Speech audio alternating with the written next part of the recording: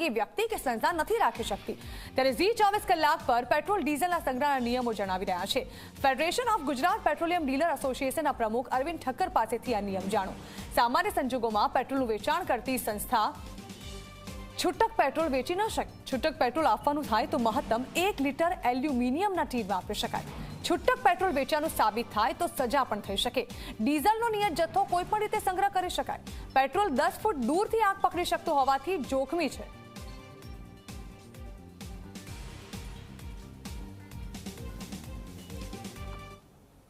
રાજકોટમાં જે ગેમિંગ ઝોનમાં આગ લાગી ત્યાં પેટ્રોલિયમ પદાર્થનો જથ્થો પણ મળી આવ્યો, તો શું કોઈ સામાન્ય નાગરિક પેટ્રોલિયમ પદાર્થનો જથ્થો રાખી શકે કે કેમ, તે અંગે વાત કરવા માટે આપણી સાથે જોડાયા છે ગુજરાત પેટ્રોલિયમ ડીલર એસોસિએશનના પ્રમુખ અરવિંદભાઈ ઠક્કર। વાત કરશું તેમની સાથે। અરવિંદભાઈ, રાજકોટમાં એક સૌથી મોટી કરુણાંતિકા બનીને ઘણા લોકોએ જીવ ગુમાવ્યા। એ જે આગજની થઈ હતી તેમાં પેટ્રોલ અને ડીઝલનો જથ્થો મળ્યાની પણ વાત છે।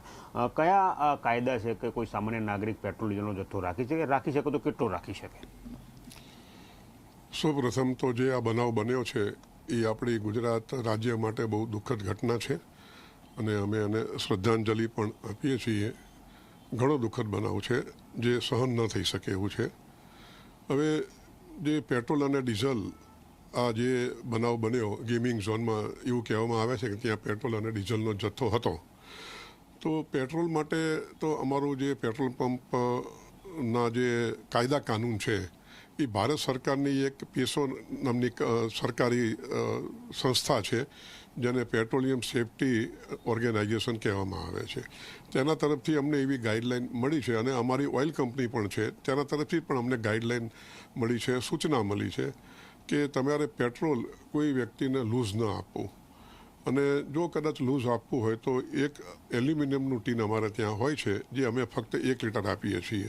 તેનાથી વધારે કોઈ ક્યારબામાં કે બેરલમાં અમે પેટ્રોલનું વેચાણ નથી કરી શકતા અને તમામ અમારા ગુજરાતના ડીલરો આનું ચુસ્તપણે અમલ કરે છે। પછી વાત આવી ડીઝલમાં ભારત સરકારનું જે આ એક્સક્લુઝિવ ડિપાર્ટમેન્ટ છે તેના તરફથી 2500 લીટરની મર્યાદા છે કે 2500 લીટર વેચવું અથવા સ્ટોરેજ કરવું તેના માટે કોઈ લાયસન્સની જરૂર નથી। તો અમારા ત્યાં કોઈ વ્યક્તિ ઇન્ડસ્ટ્રીઝવાળા ભાઈ આવે કે ખેડૂત આવે ફાર્મિંગ માટે તો એના માટે અમે 2500 લીટર એટલે કે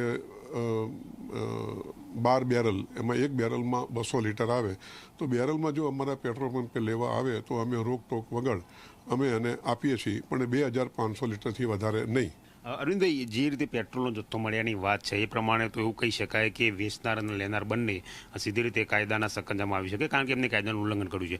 જો આવું કોઈ ઉલ્લંઘન કર્યું હોય તો કયા પ્રકારની કાર્યવાહી થઈ શકતી હોય છે વેચનાર ઉપર અને લેનાર ઉપર પણ? બિલકુલ સાચી વાત છે। જો અમારા જે પેટ્રોલિયમ ડીલર તરફથી આ કાયદાનું વાયોલેશન કરી અને પેટ્રોલ લૂઝમાં આપ્યું હોય અને એ સાબિત થાય, એ સાબિત તો કરવું પડશે। જો સાબિત થાય તો તેના માટે અમારી જે તે ઓઇલ કંપની હોય એ ઓઇલ કંપની અમારી જે એક MDG છે, અમારા ડીલરો માટે એક MDG બની છે 2012, એમાં જે કન્ડિશન લખી છે એ મુજબ એના ઉપર કાર્યવાહી થતી હોય છે। કાર્યવાહીમાં 15 દિવસ પેટ્રોલ પંપ બંધ રાખવો, 1 મહિનો પંપ બંધ રાખવો, એ એના જે નીતિ નિયમો છે એ મુજબ ડીલરને એમાં પનિશમેન્ટ કરવામાં આવશે। ઓકે, ડીઝલની વાત કરી કે ડીઝલ અને પેટ્રોલ તો બંનેમાં હાઈ ઇન્ફ્લેમેબલ કોણ છે અને જો કોઈ ખરીદ્યું તો એને સાચવવા માટેની કોઈ ચોક્કસ જોગવાઈ ખરી કે કોઈ પણ રીતે સાચવી શકે? પેટ્રોલ અને ડીઝલમાં પેટ્રોલ બહુ હાઈલી ઇન્ફ્લેમેબલ છે। આપણે પેટ્રોલ જો ખુલ્લું પડ્યું હોય તો 10 ફૂટથી પણ તમે જો દીવાસળી લગાવો તો સામે આગ પકડી લે છે। એટલે પેટ્રોલ તો બહુ હાઈલી ઇન્ફ્લેમેબલમાં આવે છે અને અમારી ભાષામાં ક્લાસ એમાં આવે છે। હવે એના માટે તો મેં તમને પહેલાં જ કીધું કે અમે લૂઝ વેચી જ ના શકીએ।